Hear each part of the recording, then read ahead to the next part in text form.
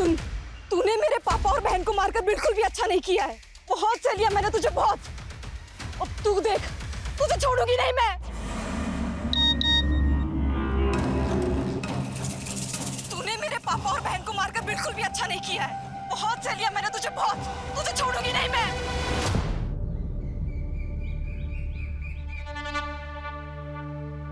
2 साल होने को आ रहे सरकार, पर अभी तक आपके होने वाले जमाई ने एक थाल न भरी। रीत तो रीत होवे से सरकार, आप या हम, हमारी बिरादरी में सबने निभाई से। बिल्कुल खरी बात करी तन्ने। दिलावर, तारे छोरे और हमारे छोरी की सगाई इसी शर्त पे हुई थी कि वो के साथों थाल भर के पूरे बिरादरी के सामने असली मर्द बन के दिखावेगा, लेकिन उससे एक भी थाल तो भरी ना गई अब तक। मैं क्या करूं सरकार? करना तन्ने नहीं, तारे छोरे ने 2 दिन के भीतर के थाल भर के दिखावे, वरना तन्ने पता है कि क्या होएगा उसके साथ।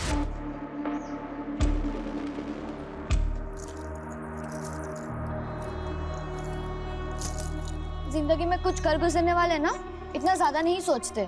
अगर मेरी सोच तुम्हारे लिए मायने नहीं रखती है, इससे अच्छा है कि हम अपने रास्ते बदल लेते हैं। क्या? मैंने तेरा 2 साल इंतजार किया और तू मुझसे कह रहा हम अपने रास्ते बदल ले? जो काम पिछले 2 साल में नहीं कर पाया, वो 2 दिन में कर लूंगा। करना पड़ेगा, क्योंकि मैं तेरे बिना नहीं जी सकती। और अगर कोई दूसरा रास्ता होता। दूसरा रास्ता है, लेकिन तुम उस रास्ते पे चलना ही नहीं चाहती। मैं अपने पापा की मर्जी के आगे मजबूर हूँ। और मैं अपने उसूलों के आगे मजबूर हूँ। इससे अच्छा है कि तुम मुझे भूल जाओ।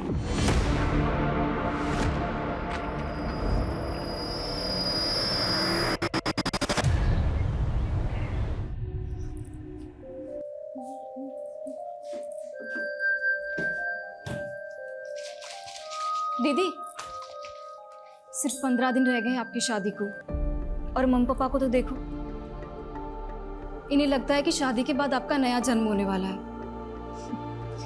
और तुझे क्या लगता है? मुझे डर लग रहा है। मैं तो मम्मी पापा की आइडल डॉटर नहीं बन पाई, और आपकी किस्मत पता नहीं आपके साथ क्या खेल खेलने वाली है। चिंता मत कर, सब अच्छा होगा। और तुझे भी कुछ नहीं होने दूंगी मैं, ठीक है? जग गई तू? हाँ मम्मी, साइकिलिंग के लिए जा रही हूँ। अच्छा सुन ना, हाँ? घर जरा जल्दी आ जाना, 11 बजे तक हमें जयपुर निकलना है। और तुझे पता है तेरी शादी का लहंगा रेडी हो चुका है, और बाकी की जो शादी की शॉपिंग बची है ना, आज जयपुर में कर लेंगे। ठीक है, पर आप एक काम करो, आप मेघा को ले जाओ। हम दोनों की चॉइस सेम है। मुझे नहीं जाना मम्मी, प्लीज। हाँ मेघा? हाँ दीदी। हाँ तो ठीक है ना भाई, तुम और मेघा जयपुर चले जाओ। आज मैं और वर्षा शांति से चेस का मैच खेलेंगे, ठीक है ना? चलो मैं चलती हूँ। ये क्या कर रहा है तू?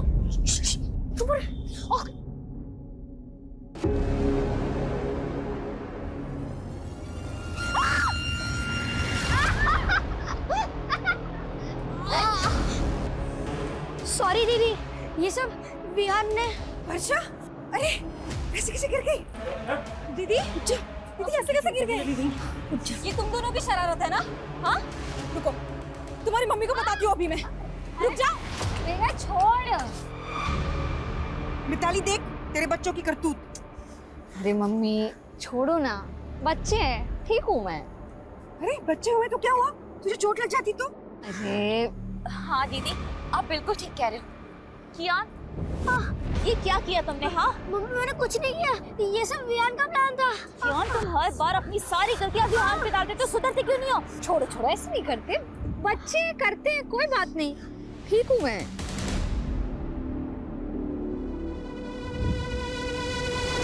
अरे चैंपियन, क्या हुआ? मैंने तुम्हें सेव कर लिया था ना, तब भी गुस्सा हो? वर्षा दीदी, मैं आपसे गुस्सा नहीं, ये सब विहान की और स्मार्टनेस है। और मम्मी विहान की हर मिस्टेक पे मुझे डांटती है। बोला था ना आपको, सौतेली माँ सौतेली ही होती है। अरे नहीं कियान, ऐसे नहीं बोलते, पर मैं हूँ ना। पर आप तो शादी करके अपने हस्बैंड के पास चली जाओगे, क्या आप मुझे अपने साथ नहीं ले जा सकती? अगर पॉसिबल होता ना तो जरूर ले जाती, लेकिन तू जानता नहीं है अभी मैं कितनी दूर जाने वाली हूँ। पर आपका फियांसे तो थोड़ा ही दूर रहता है। तू नहीं समझेगा अभी कि मैं कहाँ जाने वाली हूँ।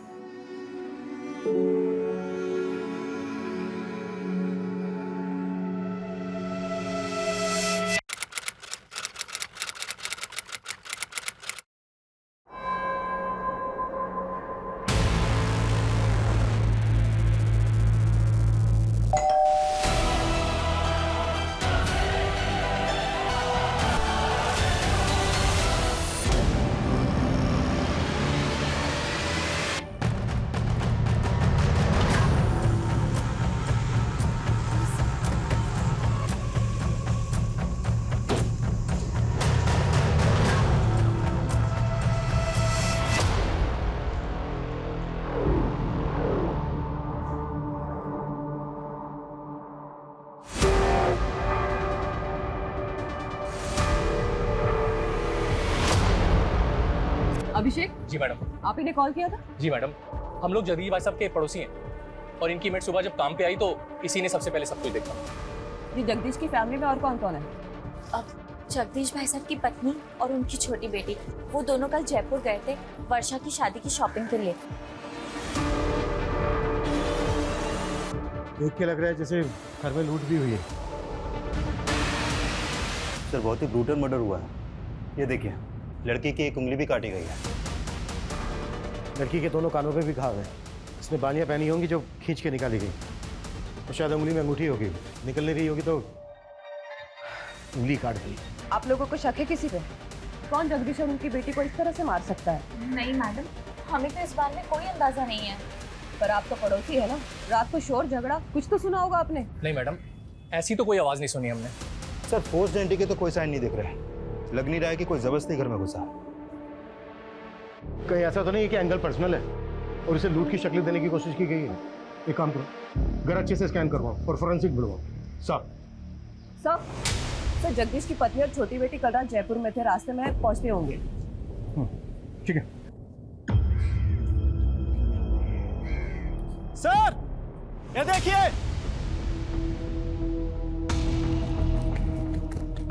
सर, बच्चों के खेलने वाला वॉकी टॉकी मिला है। खून के निशान है इस पर।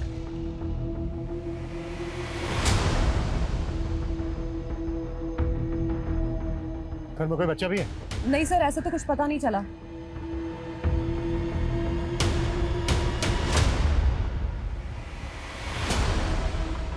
ये लोग कौन है? सर, ये पड़ोसी है, इन्होंने हमें कॉल किया था। अरे रुकिए, अरे रुकिए, रुकिए, रुकिए, रोको उनको। रोको इन्हें, रुकिए, रोको उनको, रोको। वर्षा, वर्षा, वर्षा,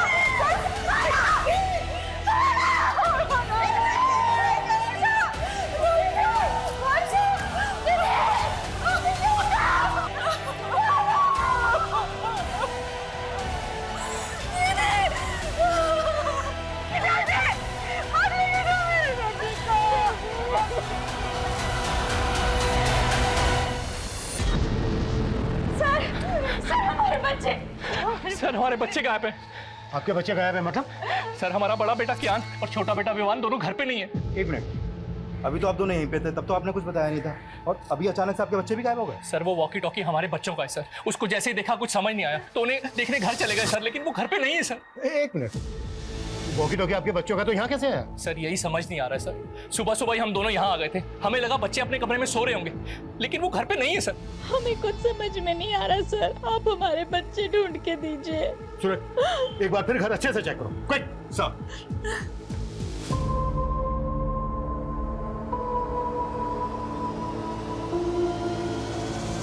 सर, पूरा घर चेक कर लिया, बच्चे कहीं नहीं मिले। और सर, मुझे तो इन पड़ोसियों की बातें अजीब लग रही है। थोड़ी देर पहले मुझे जगदीश की फैमिली के बारे में सब कुछ बता रहे थे और अब अचानक बोल रहे कि इनके खुद के बच्चे गायब हैं। सर, कहीं ये लोग ड्रामा तो नहीं कर रहे? मतलब क्राइम सीन पर बच्चों के वॉकी टॉकी देखते इनको अचानक से अपने बच्चों की याद आ। ये लोग ड्रामा कर रहे हैं, तो हमें पता करना होगा इनका और इनके बच्चों का इन मर्डर से क्या लेना था। आप लोगों को शक है किसी को? कुछ समझ में नहीं आ रहा, पता नहीं ये सब कुछ कैसे हो गया। आपके जो ये पड़ोसी हैं जो अभी भी गए, कैसे लोग हैं? आपको उन पर कोई शक वगैरह? ये लोग, आप ऐसा क्यों पूछ रहे हैं? ये इत्तेफाक हमें काफ़ी अजीब लग रहा है कि आपके पति और आपकी बेटी का मर्डर हुआ और उनके साथ ही उनके दोनों बच्चे गायब भी हो गए। उन दोनों बच्चों का आपके घर आना जाना था क्या? हाँ, वर्षा दीदी को वो काफी पसंद थे। आपकी वर्षा और जगदीश के साथ आखिरी बार बात कब हुई? रात को 9 साढ़े 9 बजे उनसे बात हुई थी, तब तो सब कुछ ठीक था। पता नहीं रात में क्या हो गया।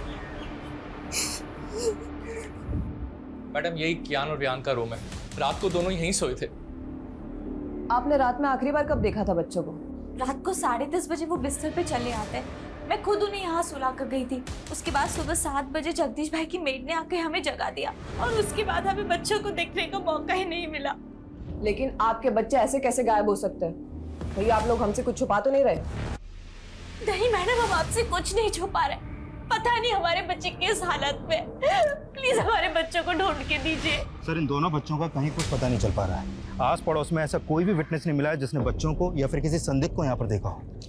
एक तरफ एक ही फैमिली के दो लोगों का मर्डर और लूट, और दूसरी तरफ इसी मोहल्ले के दो बच्चों का गायब होना।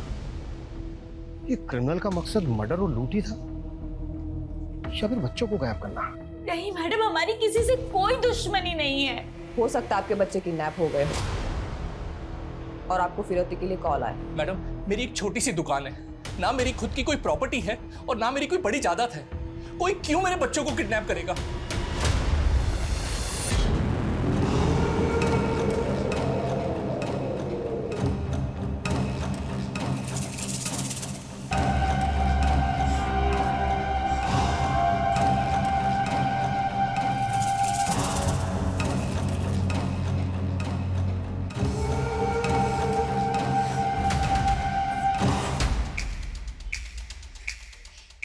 सुन, तूने मेरे पापा और बहन को मारकर बिल्कुल भी अच्छा नहीं किया है। बहुत सह लिया मैंने तुझे, बहुत। अब तू देख, तुझे छोड़ूंगी नहीं मैं। तूने मेरे पापा और बहन को मारकर बिल्कुल भी अच्छा नहीं किया है। बहुत सह लिया मैंने तुझे, बहुत। तुझे छोड़ूंगी नहीं मैं।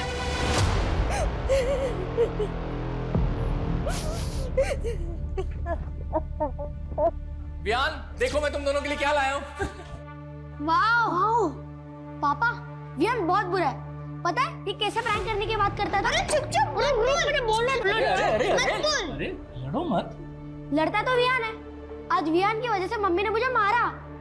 तुम दोनों भी ना पापा दुकान से आने की शरारत करनी शुरू कर दी। चलो जाओ अपने कमरे में, चलो जाओ।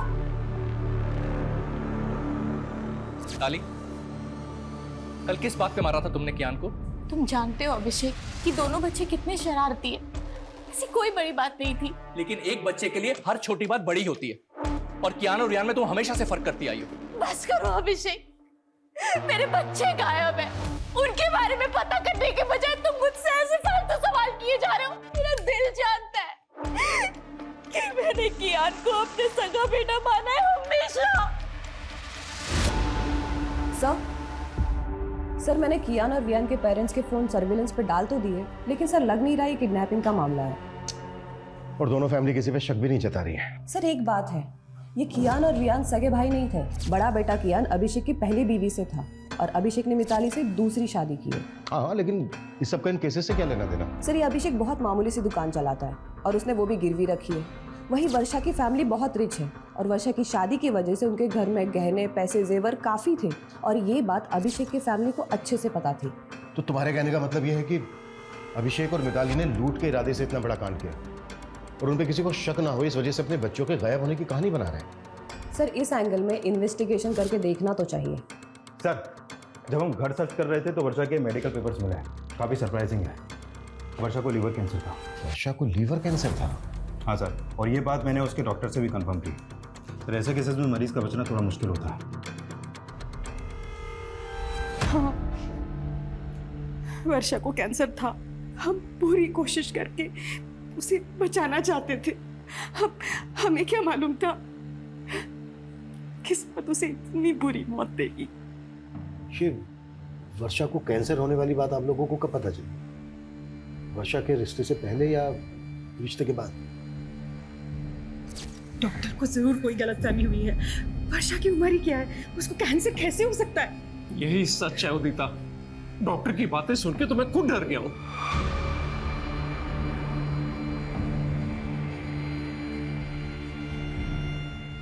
मुझे कैंसर है। अरे नहीं बेटा, वो डॉक्टर को जरूर कोई गलतफहमी हो गई होगी। तो ठीक हो जाएगी बेटा, तुझे कुछ नहीं होगा, तो ठीक हो जाएगी। हाँ वर्षा बेटा, तू बिल्कुल ठीक हो जाएगी। अभी तो हमने तेरी शादी करनी है, तेरे बच्चों के साथ खेलना है हमने। वर्षा तो ये शादी करना ही नहीं चाहती थी, पर हमारे गुरुजी ने कहा था कि अगर उसकी शादी हो जाती है तो उसका भाग्य उसके पति के साथ जुड़ जाएगा और उसको एक नया जीवन मिलेगा। लेकिन आपने वर्षा के होने वाले पति और उसकी फैमिली से वर्षा को कैंसर की बात छिपाई। पर हमने नहीं सोचा था कि हमारी बेटी इस तरह हमें छोड़ के चली जाए। सूरज, यस सर, वर्षा के होने वाले पति और उसकी फैमिली की बैकग्राउंड पता करवाओ। सर, सवाल ऑब्वियस है, कहीं वर्षा के होने वाले पति और उसकी फैमिली को पता तो नहीं चल गया था कि वर्षा को कैंसर है? ये बात वर्षा की फैमिली ने उनसे छुपाई। पर अगर ऐसा था तो रिश्ता तोड़ सकते थे। क्या इसके लिए वो 2 मर्डर करेंगे? अब ये केस सिर्फ डबल मर्डर केस और लूटपाट का नहीं रह गया है, इसमें 2 बच्चों के मिसिंग होने का मामला भी जुड़ गया है और हमारा चैलेंज भी दुगना हो चुका है।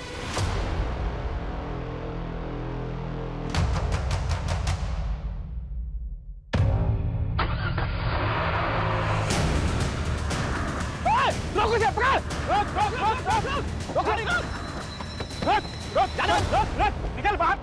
कहाँ भाग रहा है? निकल, निकल। क्या हुआ? चल निकल। पहले ये बता वो क्या है? कियान! कियान! क्या हो गया?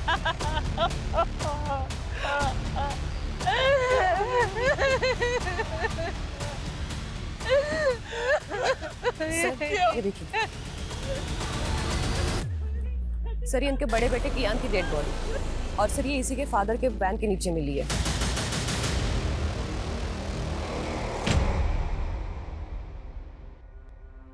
सुबह से हमसे बोल रहे थे कि बच्चे गायब है, बच्चे गायब है, और ये आपने बच्चे की डेड बॉडी अपनी वैन के नीचे छुपा के रखी है। ये आप क्या बोल रहे हैं सर? मेरी कुछ समझ में नहीं आ रहा सर। लेकिन हमारी सब कुछ समझ में आ रहा है। ये आप क्या बोल रहे हैं सर? फिर तूने अपनी वैन यहाँ पर छुपा के क्यों रखी है? मैं तो रोज ही गाड़ी यहाँ पार्क करता हूँ। जिसने भी मेरे बच्चे को मारा होगा जानबूझकर मेरी ही गाड़ी के नीचे बॉडी छिपा दी होगी। अब तेरी पोल खुल गई तो तू कहानी बना रहा है।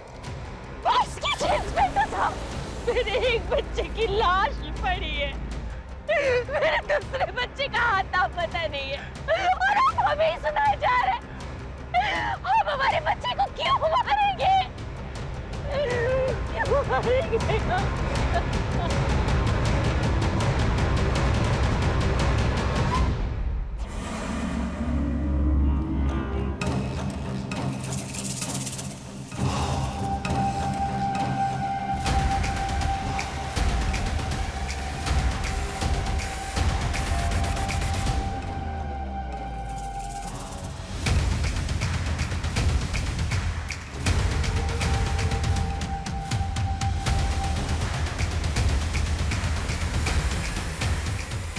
इनमें अभी भी पे बिल्कुल भरोसा नहीं कर सकते। एक मिनट, ये बड़ा बेटा क्या ये सोतेला था ना मिताली का? हाँ सर, सौतेले बेटे की लाश मिली है और सगे बेटे का कुछ पता ही नहीं चल रहा। तो पता करो। सुबह 2 लाशें मिली हैं और अब ये 3री लाश बच्चे की। पूरा घर स्कैन करो और ये भी चेक करो कि ये किस किस के कांटेक्ट में है। अगर इस समय ये लोग शामिल हैं तो उन्होंने चोरी का माल कहीं छुपा के रखा होगा। Yes sir. सर, अभी अभी थाने से यादव का कॉल आया था। वर्षा और जगदीश के कॉल रिकॉर्ड आ गए हैं। वर्षा का फ़ोन अभी भी एक्टिव है, और जब यादव ने वर्षा के नंबर पे कॉल किया तो उसका फ़ोन उसकी छोटी बहन ने उठाया। मतलब वर्षा का फ़ोन मेघा के पास है। What? तुम जयपुर गई थी ना मेघा? जी। तो फिर वर्षा का मोबाइल फोन तुम्हारे पास कैसे आया? सर, आप गलत समझ रहे हैं।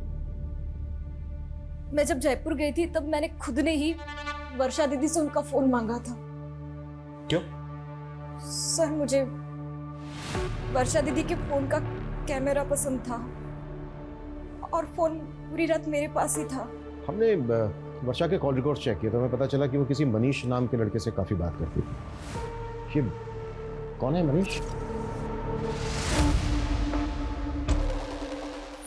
वो सर दीदी का फ्रेंड था। तो वर्षा की शादी तो सुमित से होने वाली थी, तो ये मनीष वर्षा का नॉर्मल फ्रेंड था या? देखो, कुछ भी छिपाना मत हमसे। दीदी, दीदी, ये क्या सुन रही हूँ मैं? आपको लड़की वाले देखने आ रहे हैं? मम्मी पापा को मना नहीं कर पाई। मना नहीं कर पाई मतलब? आप तो मनीष को प्यार करती है ना? हाँ, तुमने मम्मी पापा को बताया कि तुम मनीष के साथ शादी करना चाहती हो? बताया ना? बोलो ना। देखा, मैं ना मनीष से शादी करना चाहती हूँ, ना किसी और से। पर मैं क्या करूँ? मम्मी पापा का दिल नहीं दुखाना चाहती जाने से पहले। जाने से पहले मतलब? मुझे तो यकीन ही नहीं हुआ कि दीदी को कैंसर है। सर, दीदी मनीष को झूठी होप्स नहीं देना चाहती थी, इसलिए दीदी ने मनीष के साथ ब्रेकअप कर लिया। मनीष को पता था कि वर्षा को कैंसर था? नहीं, और दीदी ने मुझसे प्रॉमिस लिया था कि मैं मनीष को कुछ भी ना बताऊं। तो फिर वर्षा मनीष के साथ इतनी बातें क्यों करती थी?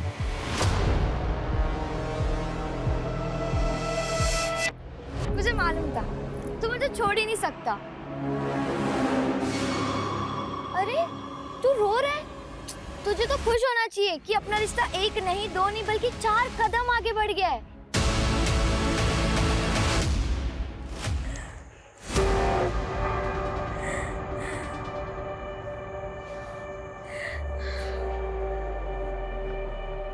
अभिषेक जी, आपका फोन दिखाइए। फोन में आपको क्या देखना है मैडम? आपका फोन दीजिए प्लीज। ये लीजिए। मेरी तो समझ में नहीं आ रहा मैडम कि मेरे छोटे बच्चे को ढूंढने की बजाय आप लोग मेरे घर में और मेरे फोन में क्या ढूंढ रहे हैं? ये लीजिए, और हमें बिना बताए कहीं जाएगा मत।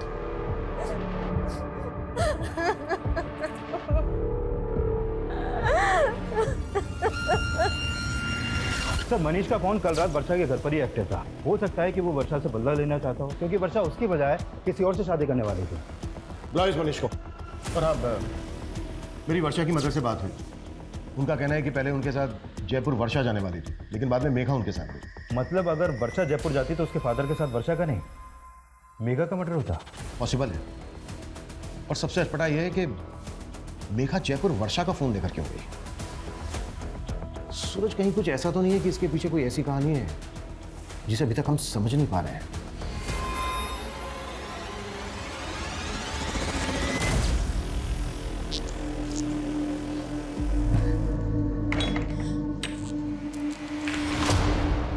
कहाँ से आ रही है तू इतनी रात को? झूठ मत बोलना, मैं रोज देख रही हूँ तू रात को ऐसे चोरी छुपे घर से बाहर निकलती है। चल क्या रहा है मेघा? वो दीदी,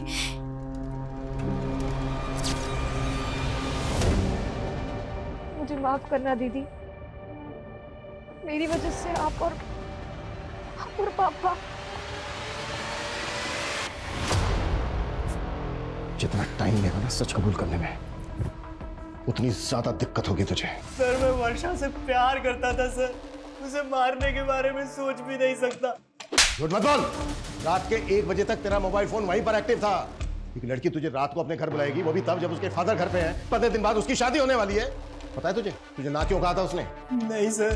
क्योंकि कैंसर था उसको। वो नहीं चाहती थी कि शादी के बाद तू खो दे उसको, और तूने मार दिया उसको। ये क्या बोल रहे हैं आप सर? उसने मुझे बताया भी नहीं सर। उसे कैंसर था। अब अगर तुझे पछतावा हो रहा है तो सच कबूल कर ले कि तूने ही मारा है उसको, जबकि उसने तेरा कभी बुरा नहीं चाहा। सर, मैंने भी वर्षा को कभी बुरा नहीं चाहा सर।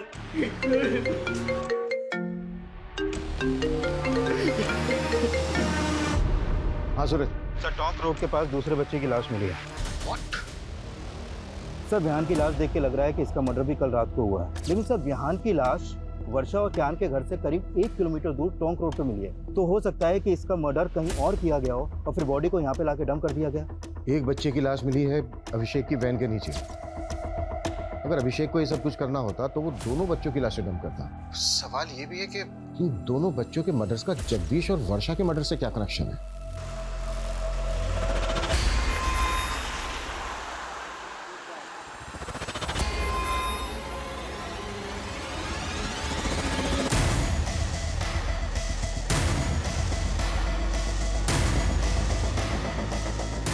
आओ आरती।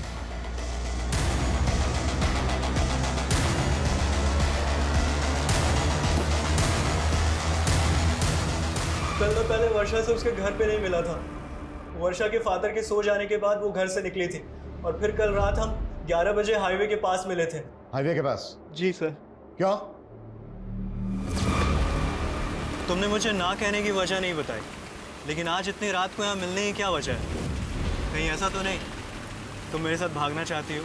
तो अभी भी सपनों में ही है मनीष। सपने दिखाए भी तो तुमने थे और तोड़ भी तुमने दिया। हेलो, हाँ मैं हाईवे के पास आ गई हूँ, पैसे लेकर आ जाओ। इतनी रात को किसके पैसे देने हैं? आखिर चल क्या रहा वर्षा? एक लड़का मेघा को ब्लैकमेल कर रहा है। क्या? पिछले 3 महीने से मेघा उसके चंगुल में फंसी हुई है। मुझे तुम्हारी हेल्प चाहिए मनीष। हेल्प तो हमें पुलिस की लेनी चाहिए ना, और तुम इतनी रात को अपनी लाइफ रिस्क में डाल के यहाँ पे आ गई। मैं पुलिस के पास नहीं जा सकती। क्यों? उस लड़के के पास मेघा के कुछ कॉम्प्रोमाइजिंग वीडियोस हैं।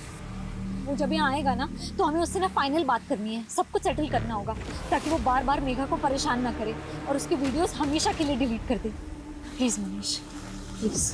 फिर थोड़ी देर बाद वहाँ एक गाड़ी आकर रुकी। शायद से वो लड़का उसी में था, लेकिन वर्षा को मेरे साथ देखकर वो वहाँ से चला गया। ये लड़का कौन है जो मेघा को ब्लैकमेल कर रहा है? मेघा का कोई दोस्त है सर। मेघा ने उसके बारे में मुझे नहीं बताया। तो मेघा को ये पता है कि तू कल रात को मिला था वर्षा से? हाँ सर, लेकिन हाईवे के पास से मैंने वर्षा को उसके घर पे ड्रॉप कर दिया था। उसके बाद वर्षा और उसके फादर को किसने मारा मुझे कुछ नहीं पता सर। मर्डर सिर्फ वर्षा और उसके फादर का ही नहीं हुआ है, बल्कि वर्षा के पड़ोस के 2 बच्चों का भी मर्डर हुआ है। तो बच्चे? एक मिनट सर, जब मैंने वर्षा को ड्रॉप किया था तब मैंने कुछ देखा था।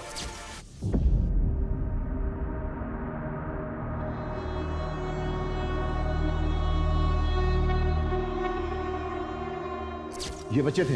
हाँ सर, यही दोनों बच्चे थे। क्या कर रहे थे वहां पर?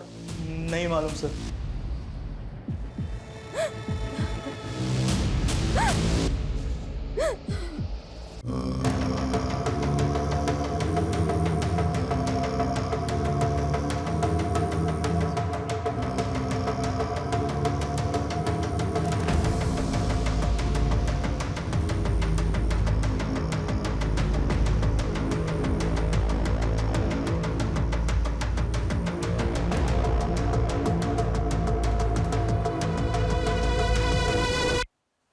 सच बताने की हिम्मत नहीं कर पाई, पर मुझे सुबह से ही लग रहा था कि उसी ने दीदी और पापा को मारा होगा। कौन है वो लड़का? देवांश। कौन देवांश? सर, मैं उसे एक पार्टी में मिली थी, वहाँ मेरी उससे दोस्ती हुई थी और एक दिन उसने मेरी ड्रिंक में कुछ नशे की दवा मिला दी और सर उसने मेरा वीडियो बना लिया। मैंने तुझ पे भरोसा किया और तूने मेरा रेप किया, और ये वीडियो डिलीट कर ये वीडियो। डिलीट हो जाएगा, डिलीट तो हो जाएगा, पर पैसे लगेंगे वरना वायरल हो सके। सर, मैं पिछले 3 महीनों से उधार मांग कर उसको बहुत पैसे दे चुकी हूँ, और एक दिन वर्षा दीदी को ये सब बातों का पता चल गया। पहले क्यों नहीं बताया मेघा? रो मत। हाँ दीदी, मैं बहुत डर गई थी। चिंता मत कर, मैं जानती हूँ अच्छे से ऐसे लड़कों को कैसे हैंडल करना है ना, मैं देखती हूँ। रो मत। और सर, कल रात को भी उसने मुझसे पैसे मांगे थे, और दीदी ने मुझे जयपुर भेज दिया और बोला कि वो सब कुछ यहाँ हैंडल कर लेंगी। मुझे बिल्कुल भी नहीं मालूम था सर कि दीदी और पापा के साथ ही ये सब हो जाएगा। ठीक है, संभालो अपने आप को, और इसका हमें मोबाइल नंबर, एड्रेस, पूरी डिटेल्स दो। सर, मैं उसको पार्टी में मिली थी, मेरे पास बस उसका फोन नंबर है।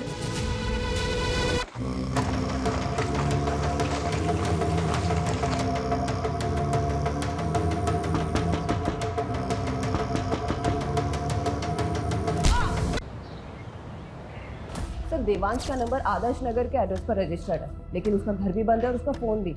हमने उसका लुकआउट नोटिस जारी करवा दिया है। गुड। सर, गौतम नगर में और एक फैमिली का मर्डर हुआ। व्हाट? हो क्या रहा है?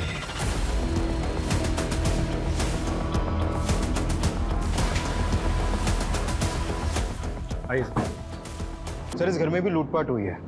उन दोनों हस्बैंड वाइफ को बहुत बुरी तरह मारा गया। सर, यहाँ पड़ोसी ने बताया कि इनके ज्यादातर रिश्तेदार आउट ऑफ कंट्री हैं, और ये गुलशन भी किसी गल्फ कंट्री में काम करता था। अभी कुछ दिन पहले ये यहाँ आया था।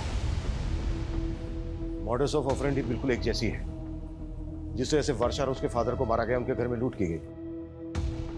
लगातार 2 रातों में 2 क्राइम्स, वो भी एक ही तरह से। रिया। Yes sir. पता करो वर्षा और उसकी फैमिली का इस फैमिली के साथ कोई कनेक्शन है क्या? क्विक। Yes sir.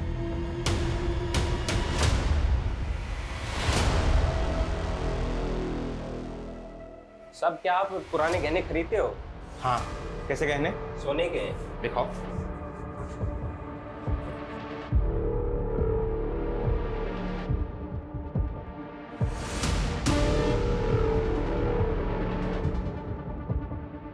बिल है तुम्हारे पास?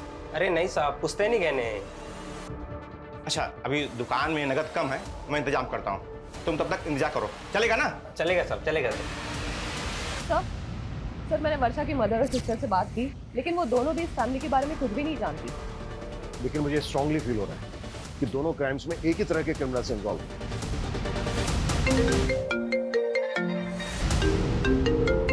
हाँ बोलो सर। गणेशपुरा में एक आदमी एक ज्वेलरी शॉप पे कुछ गहने बेचने आया था। दुकानदार को उस पर शक हुआ तो उसने हमें फोन किया था। हमने उस आदमी का अरेस्ट किया है। गुड।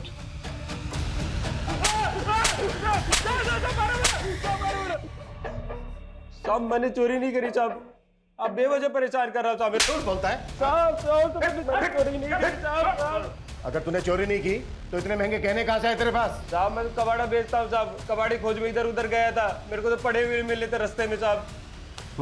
पड़े हुए मिले तुझे? पड़े हुए मिले? इतना बड़ा कांड करके बैठा है तू, और ये बॉल?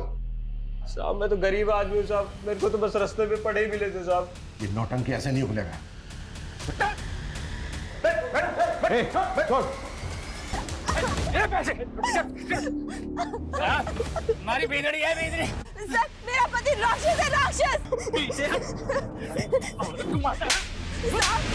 साहब ये मुझे रोज मारता पीटता है साहब, इसे जेल में डाल दो। जेल में?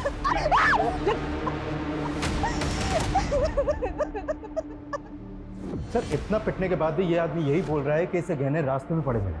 पिछली 2 रातों में 2 फैमिलीज को टारगेट किया गया। झूठ बोल रहे हैं। सूरज एक काम करो, वर्षा की फैमिली से गहनों की पहचान करो। साहब छोड़ दो ना साहब, साहब अपनी मारो अपनी बिंदनी को, साहब छोड़ दो ना साहब, छोड़ दो साहब, साहब साहब छोड़ दो ना साहब, साहब छोड़ दो ना। साहब साहब साहब चाय पिला दो साहब। चाय चाहिए? साहब इसको चाय पिला दो साहब और मुझे दारू पिला दो साहब। अरे तू चुप कर साहब, चाय ना दे सको तो कम से कम चद्दर दे दो साहब। साहब साहब चाय पिला दो साहब, ठंड लग रही है साहब, चद्दर दे दो। ये गहने देख के बताइए कि ये उन्हीं गहनों में से हैं जो आपके घर से गायब हुए? ये तो वर्षा की चेन, कंगन और बालियां हैं। क्या झूठ बोल रहा है? यादव ताला खोल। कैसा? उन्होंने हमारी नींद हराम कर रखी और तुमने सोने दिया इसको। चलो ऐसा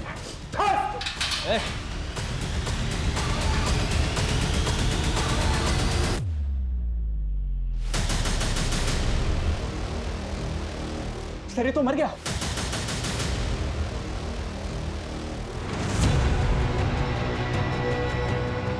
कैसे हुआ ये? क्या खिलाया इसको? मुंह से झाग निकल रहा है इसके, जहर कहां से है इसके पास? सर जहर के बारे में मुझे नहीं पता, बल्कि सर ये चाय मांग रहा था, हमने चाय भी नहीं दिया।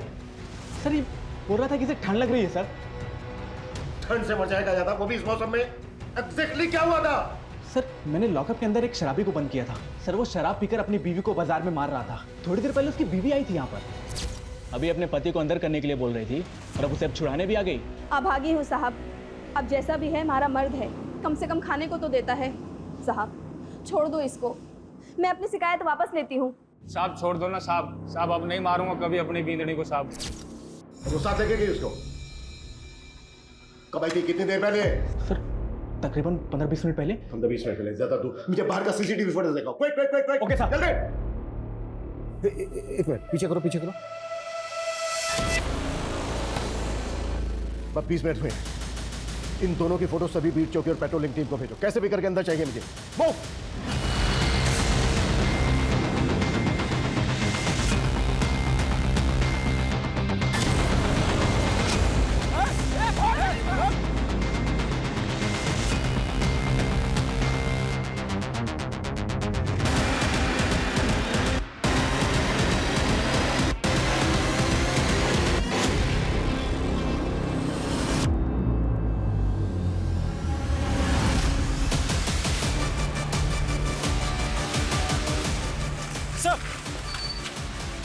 सर इस तरफ।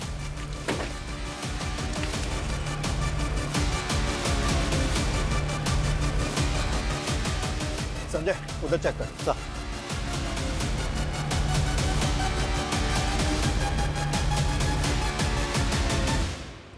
देख, अब हम इनसे बच नहीं पाएंगे। तू कबीले पहुंच, मैं इनका ध्यान भटकाता हूँ। आप अपना ध्यान रखना। मैं ख्याल रखूंगा, तू पहुंच।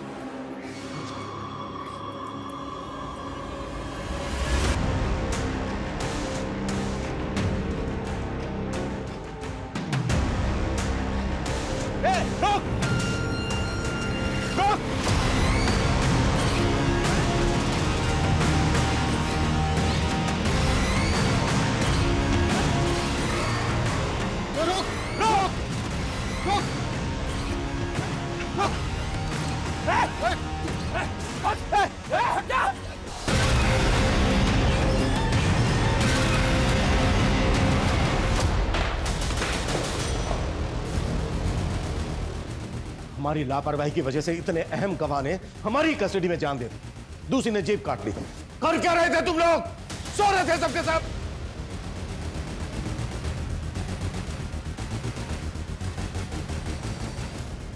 ये कोई आम लोग नहीं है, बहुत खतरनाक गिरोह है। इतना खतरनाक कि इन्हें अपने गिरोह के लिए अपनी जान की भी परवाह नहीं है।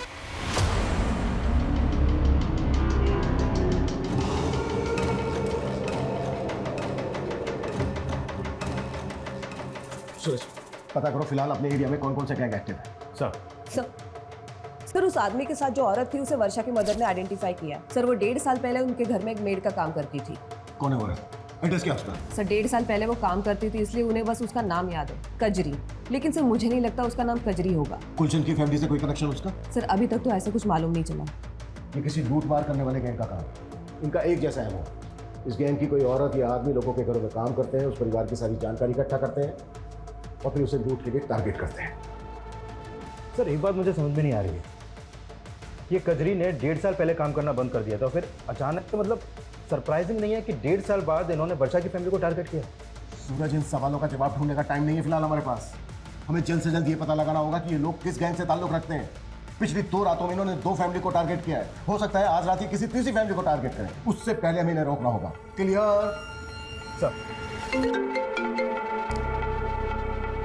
क्या पता नहीं चला? सर कांस्टेबल यादव का अभी तक कुछ पता नहीं चला।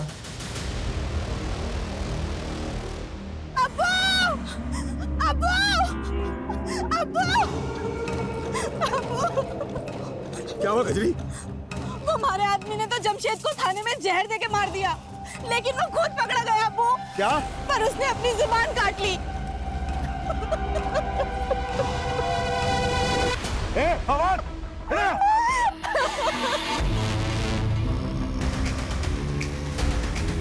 सुना तुमने?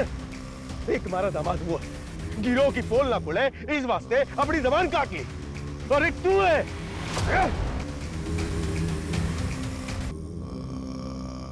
और कौन कौन आया तेरे साथियों? पिछले 2 सालों में ऐसी जितनी भी लूट और मर्डर की घटनाएं घटी हैं, उन सब की रिपोर्ट मुझे मेरे टेबल पर चाहिए। चल से चल। सर यादव का कुछ पता चला? नहीं सर, एक टीम गई उस डायरेक्शन में, लेकिन अभी तक कोई अपडेट नहीं आया। उसकी फोन लोकेशन ट्रेस करवाओ, क्विक। Okay sir. सर वर्षा उसके फादर जगदीश की पोस्टमार्टम रिपोर्ट आ गई है। दोनों विक्टिम को लाठियों से पीटा गया था और दोनों के ही सर के घाव पर लकड़ियों के टुकड़ों के ट्रेसेस मिले और उसके ऊपर मस्टर्ड ऑयल थे। Mustard oil? हाँ सर। सर ऐसे ही मस्टर्ड ऑयल के ट्रेसेस विहान और कियान की बॉडी पर मिले थे। एक मिनट, मैंने ऐसे गैंग के बारे में सुना है जो बॉडी पर मस्टर्ड ऑयल लगाकर लूट और मर्डर्स की घटनाओं को अंजाम पहुंचाता है।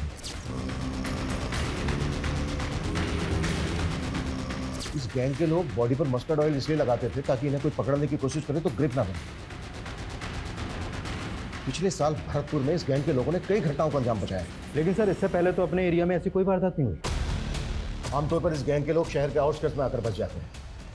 आई थिंक 7 मारू नाम था इस गैंग का। सूरज, शहर का जितना भी बाहरी एरिया है सब जगह अपनी टीम भेजो, quick. Sir Sanjay. Sir Yadav ji का फोन नेटवर्क में नहीं है। शिवगढ़ के जंगलों के पास उनका फोन लास्ट एक्टिव था। शिवगढ़?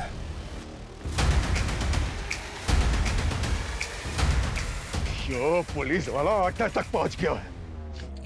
बाकी के पुलिस वाले भी हमने ढूंढते हुए यहाँ तक आवेंगे। हमने जल्दी से जल्दी यहाँ से निकलना होगा। जी सरकार। शर्त पूरी ना करी तुमने।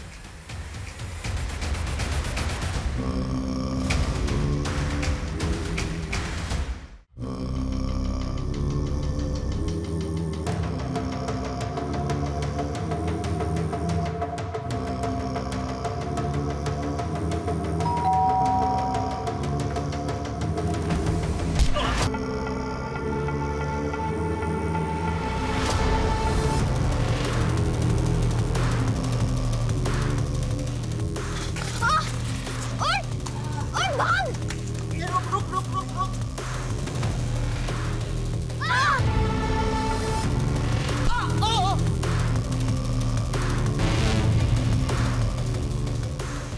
छह मार दिए हैं तन्ने, सातवां थारे सामने खड़ा है। जा मार दे इन्हें और बन जा मारा जमाई।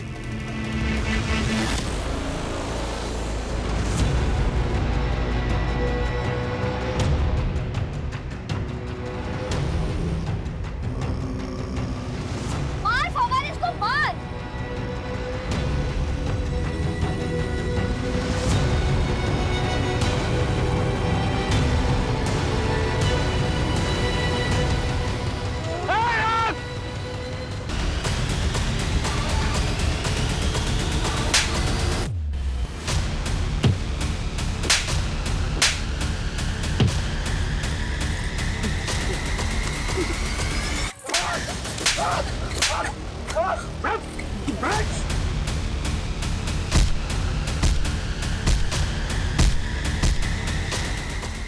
ये कुख्यात गैंग है। इसने कई दशकों में देश के लगभग सभी राज्यों में लूट और मर्डर्स की वारदातों को अंजाम पहुंचाया है।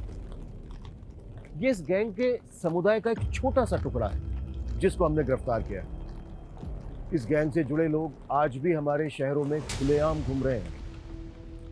इनके लोग फेक पहचान और नाम के साथ डोमेस्टिक हेल्पर बनकर लोगों के घरों में काम करते हैं, उन परिवारों की जानकारियां इकट्ठा करते हैं और मौका मिलते ही वारदातों को अंजाम पहुंचा देते हैं। इसलिए बेहद जरूरी है कि जब भी आप किसी को अपने घर पर काम पर रखें, उससे पहले उसकी पुलिस वेरिफिकेशन जरूर करवाएं।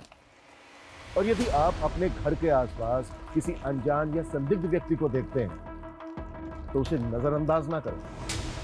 आपकी ये सतर्कता सिर्फ आपको ही नहीं, दूसरों को भी बचा सकती है। जय हिंद।